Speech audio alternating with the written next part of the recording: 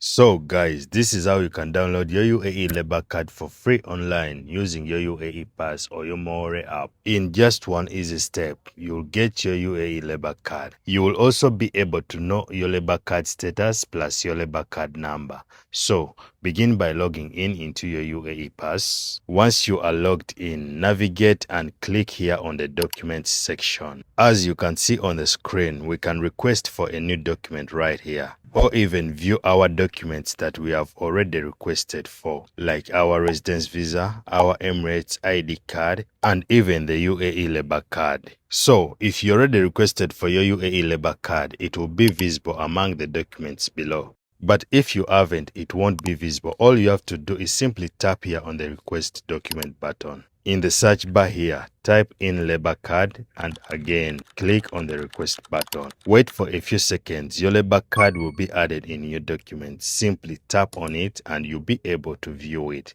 But how do you download a copy of this labor card? This is very important, guys. It's very easy. Log in into your MOHRE app. You can use UAE Pass. Once you are logged in into your MOHRE app, tap here on the dashboard section. As you can see on the screen, your labor details will be revealed.